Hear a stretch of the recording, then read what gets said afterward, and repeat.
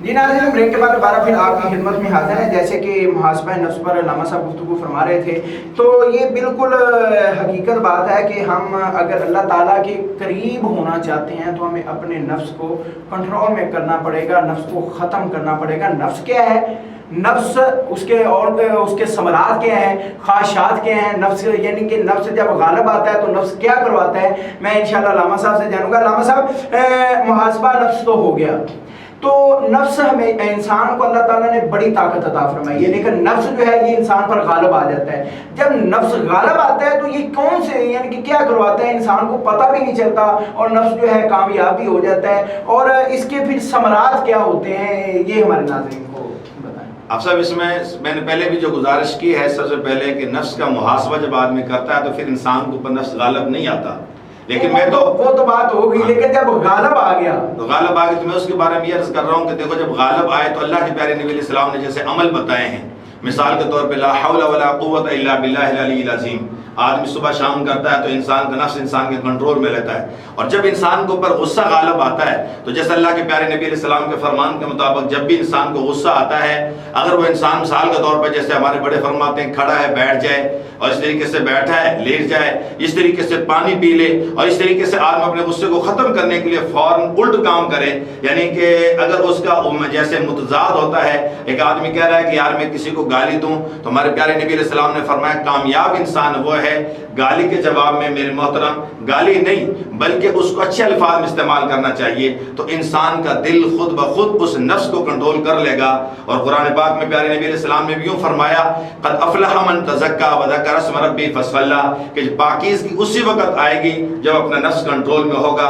اور یہ بات آپ کی میں اور بھی بڑی کر رہا ہوں، ہمیشہ انسان کا نفس انسان کو پر جب قابو پا لیتا ہے پھر انسان کو بڑے بڑے گناہ کروا دیا کرتا ہے۔ کل بھی میں نے ایک حدیث کا واقعہ سنایا، میں خیر تفصیل میں نہیں جانا چاہتا، کہ کسی آدمی اللہ کے نبی علیہ السلام کے پاس ایک آدمی آیا اور اس نے کہا یا نبی اللہ کیا میرا گناہ معاف ہو سکتا ہے کہ میرا نفس مجھے یہاں تک برائی پر لے کر گیا کہ میں کفن چوری کیا کرتا تھا، کفن چوری کیا کرتا تھا، کفن چوری کرتے کرتے ایک دن میں نے ایک لڑکی کی قبر میں سے یہ حدیث میں آپ کو سنا رہا ہوں کہ کفن کو چوری کرنے کے لیے گیا تو میرے دل میں برائی آئی، میں نے مردہ حالت میں اس بچی کے ساتھ زیادتی کر لی۔ ابھی نفس ہی کا کام تھا کہ اس نے مردہ بچی کے ساتھ بھی زیادتی سے کروا دی، اور جب اللہ کے پیارے نبی علیہ السلام کے پاس آیا، اللہ کے پیارے نبی علیہ السلام نے اسے عمل بتائے، اور اللہ پاک نے فرمایا کہ میں نے اس کی توبہ کو قبول کر لیا۔ من تواضع للہ رفعہ اللہ، جو اللہ پاک کے سامنے جھکا کرتا ہے اللہ پاک اسے بلند کر دیا کرتے ہیں۔ اس کے ضمن میں ایک اور بات بتاؤں، نفس ہی کا مسئلہ تھا کہ لوگ عرب کے دور میں،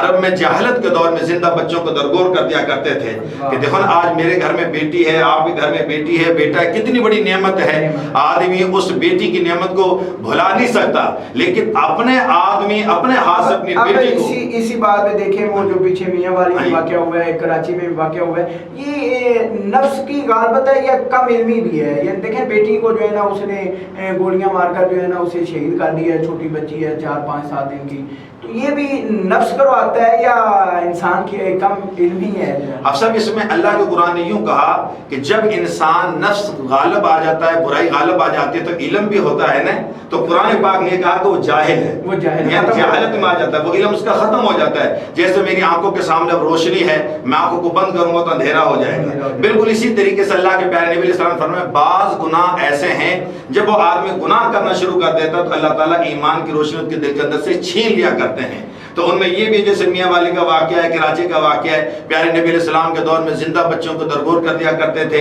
ایک آدمی آیا اللہ کے پیارے نبی علیہ السلام کے پاس، یا نبی اللہ میرے گھر میں اولاد نہیں تھی، 12 سال کے بعد اللہ نے مجھے بیٹی دی اور میں نے نیت کری کہ اس کو زندہ دفن نہیں کریں گے، لیکن اللہ کے پیارے نبی ابو جہل مجھے مل گیا اور اس نے میرا گریبان پکڑا اور گریبان پکڑ کر کہا کہ زندہ بچوں کو درگور نہیں کرے گا، آج میری پولیس آئے گی۔ یا نبی اللہ میرے دل میں اپنی عزت کا مسئلہ تھا، نام کا مسئلہ تھا، میں گھر میں آیا اور اپنی بیٹی کو تیار کیا، میری بیوی نے نہلایا، آنکھوں میں سرما ڈالا، سر میں تیل لگایا اور میری گود میں دیا، اور میں نے اپنی بیوی کو کہا کہ اس کے میں تیرے بھائیوں کے پاس، ان بچے کے ماموں کے پاس چھوڑ کر آتا ہوں، لیکن میں اس بچی کو لے کر آیا پہاڑ کے دامن میں اور میں نے گڑھا کھودنا شروع کر دیا۔ اس بچی کو پتہ نہیں تھا گڑھا میرے لیے کھودا جا رہا ہے، لیکن تھوڑی سی دیر کے بعد میں نے اس بچی کو گریبان سے پکڑا اور گڑھے میں ڈالنے لگا۔ وہ بچی رو کر کہہ رہی تھی ابو جان یہ کیا کر رہے ہو، اگر تو نے میرے ساتھ ایسا ہی کرنا تھا میرے گھر میں بتا دیتا، میں اپنی اماں کو آخر سلام تو کر آتی، لیکن اللہ کے پیارے نبی مجھے ترس نہ آیا، میرے سامنے ابو جہل کا رعب تھا، اور میرے نفس کا، دوسرے الفاظ میں یہ کہوں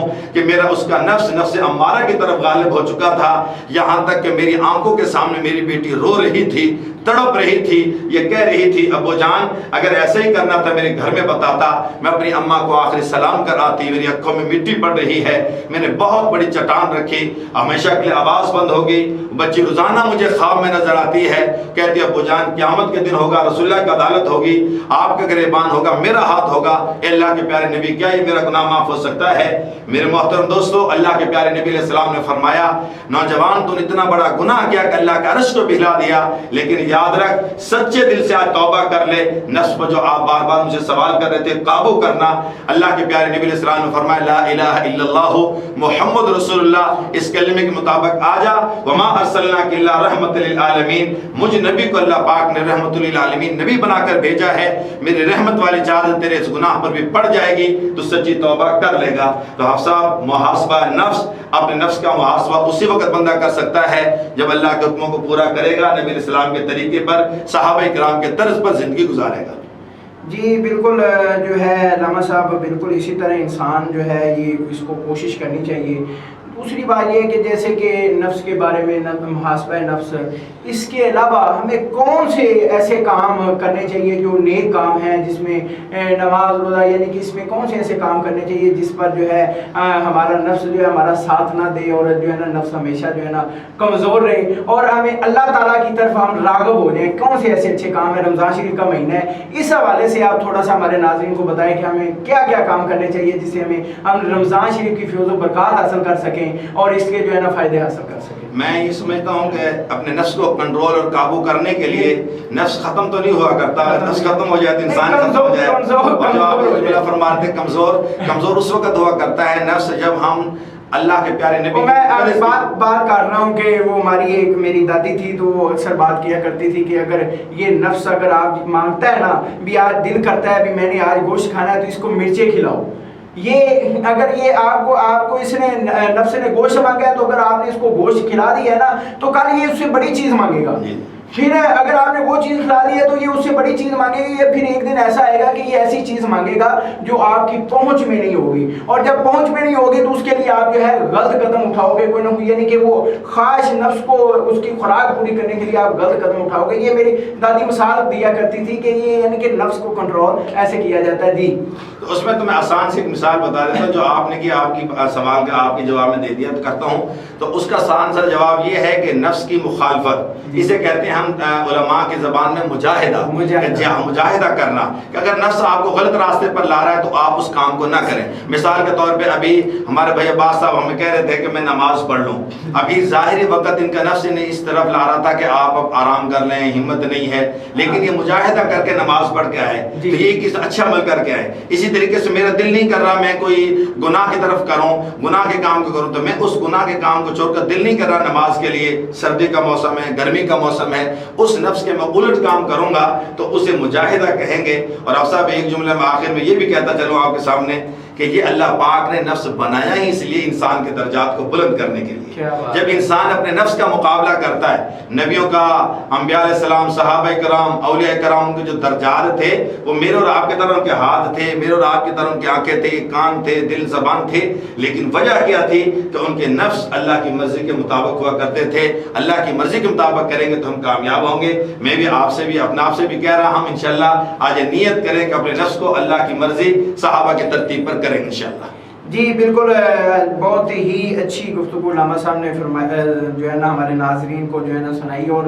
قرآن و حدیث کے مطابق گفتگو کی ہے، اور میری دعا ہے کہ اللہ تعالیٰ ان کے علم و عمل میں برکتیں عطا فرمائے۔ تو ناظرین ابھی وقت ہوا ایک چھوٹے سے بریک کا، بریک کے بعد دوبارہ پھر آپ کی خدمت میں حاضر ہوں گے اور آپ کو جو ہے نا نعت رسول مقبول بھی سنائیں گے۔